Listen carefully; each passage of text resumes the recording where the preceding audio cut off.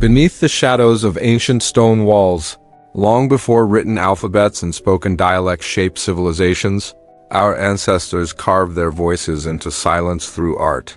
These cave paintings are not just random strokes of color, but coded whispers from a world we have almost forgotten. Every handprint, every animal, every symbol carries meaning, a secret language waiting to be understood. Were these paintings maps of survival, spiritual prayers, or messages to the future? As we step into the darkness of prehistory, we unlock stories frozen in pigment, a dialogue between the past and present that still speaks today.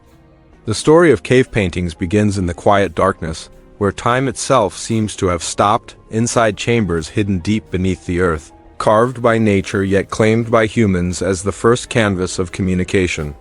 Imagine stepping into one of these ancient caves, the air heavy with dampness, walls glistening faintly, and then suddenly shapes, colors, and symbols emerge under the flicker of torchlight, as if ancestors long gone are speaking directly across millennia.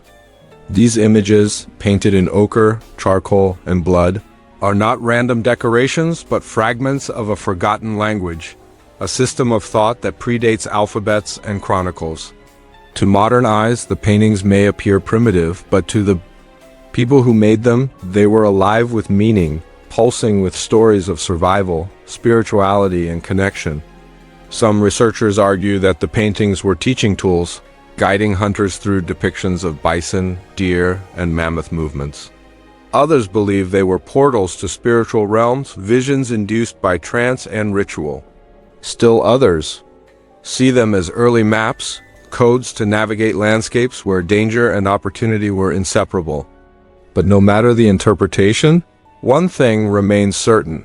These paintings prove that human beings have always yearned to communicate beyond words, to leave behind something more enduring than a fleeting breath. Each line etched with stone, each palm pressed with pigment, is evidence of minds that understood symbols as vessels of memory. Scholars point to recurring pattern spirals, grids, dots that suggest not just storytelling but a structured language, a visual grammar that carried shared meaning across generations.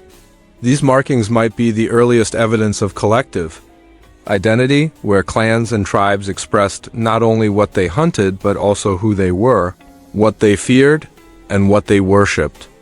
And here lies the mystery. If these images were indeed a language, why has it been forgotten? Why do we stand today, staring into the caves, uncertain whether we are deciphering prayers, instructions, or myths? Perhaps the answer lies in the very nature of time. Spoken tongues evolve, scripts emerge, empires rise and fall, but symbols etched on stone remain static, waiting for interpreters who may never fully grasp their depth. Yet even without perfect translation, these caves speak in ways that stir something universal. A handprint pressed against the wall 30,000 years ago instantly connects us to the human need for presence.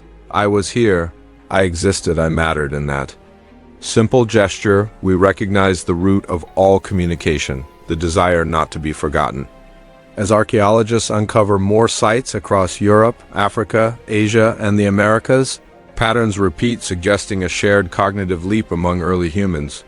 Separate groups, isolated by distance, arrived at the same conclusion that art could serve as a language capable of storing memory outside the fragile human mind.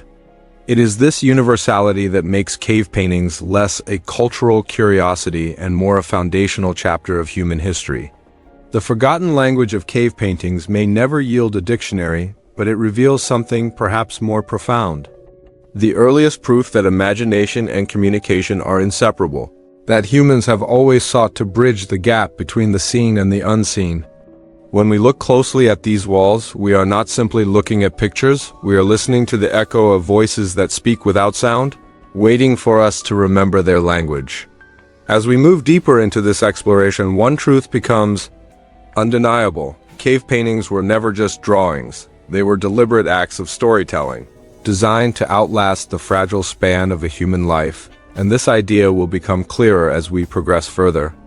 When archaeologists enter places like Lascaux in France or Altamira in Spain, they find walls layered with overlapping figures, Animals drawn with astonishing precision and abstract marks repeated like mantras, hinting that these were not one-time efforts but evolving archives added to across generations. And the reason for this continuity is something I will reveal as we journey further. Notice how certain animals dominate these spaces: bison, mammoths, horses, creatures not only hunted for survival but revered, feared, and symbolized, suggesting that these images were both practical guides and spiritual keys, and this duality of purpose will unfold more deeply later in our discussion. The placement of paintings, often deep in the most hidden chambers of caves, far from natural light, tells us that these were not casual sketches made during idle moments, but rituals requiring preparation, fire, and collective participation. And the role of ritual here is something we will explore in even greater depth shortly. Imagine the flickering firelight dancing across painted walls, the shadows bringing animals to life, creating an almost cinematic experience for those gathered in early form of immersive storytelling, perhaps even the first theater, and I will explain later why this theatrical element mattered for survival and belief. Some experts argue that shamans, under trance states induced by drumming, chanting, or herbs, created these works as a way to document visions, and if that is true, then these paintings are not merely records of the external world but maps of the human mind itself, a point I will expand upon as we continue. At the same time, recurring geometric patterns, dots, zigzags, grids appear across continents. From Africa's Blombos Cave to Europe's Chavik Cave, hinting at a symbolic system that predates written alphabets by tens of thousands of years, and this possibility of a proto-language hidden in patterns is something I will explore in more detail as we advance further. Consider also the handprints, some positive with pigment blown around a hand, others negative with the hand itself painted. These are not decorative, but powerful statements of identity, almost like signatures across time, and the psychological significance of this act is something we will unpack as the narrative continues. Each hand says, "I existed, I claim this space, I speak to you across ages," and the mystery of whose hands these were, hunters, shamans, women, even children, is still debated, and this ongoing debate reveals fascinating truths I will share as we move forward. The deeper we look, the more we see that cave paintings were not random, but structured, layered with intention, bridging survival with spirituality, memory with imagination, and this interwoven complexity is something that requires careful decoding, which I will attempt step by step as we progress.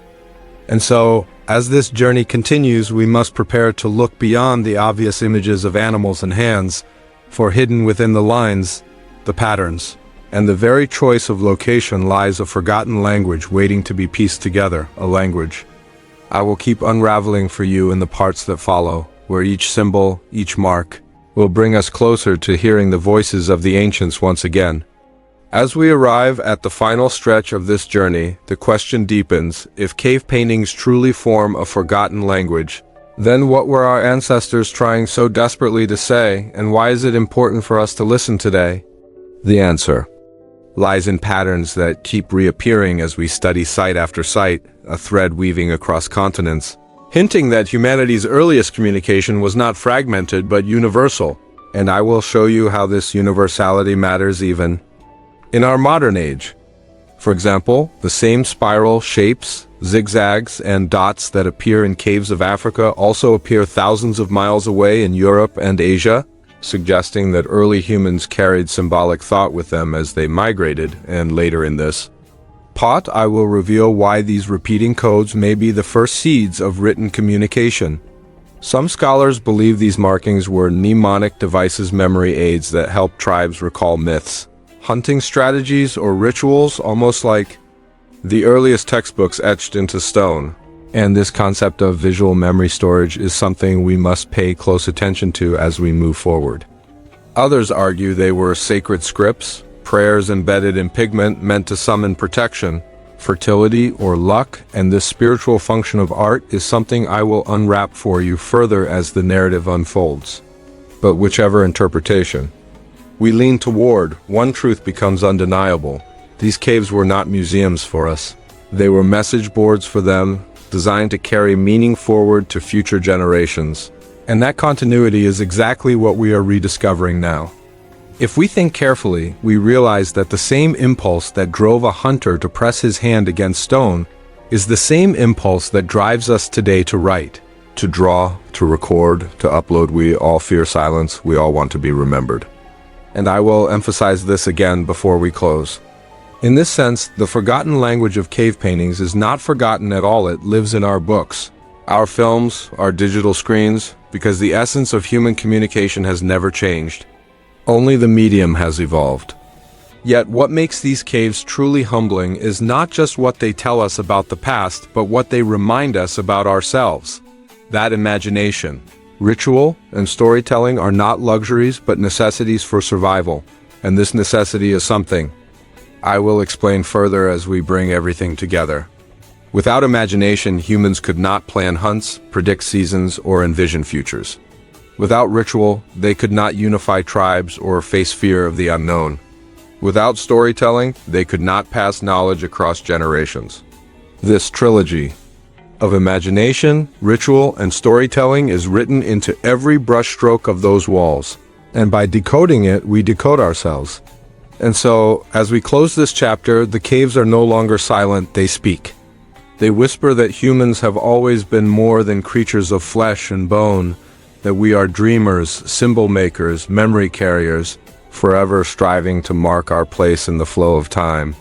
The handprints, the spirals, the galloping horses are not relics of a dead age, but messages alive with urgency, reminding us that while civilizations may rise and fall, the language of creativity never disappears. And here lies the final revelation I promised. The forgotten language of cave paintings is not meant to be fully translated, because its true meaning is not locked in words but in experience. It is a reminder, a mirror, a bridge that connects us to those who came before. As the torchlight fades and we step out of the caves back into the modern world, we carry their voices with us, etched not in pigment but in our shared humanity, proof that art is the oldest and most enduring language of all.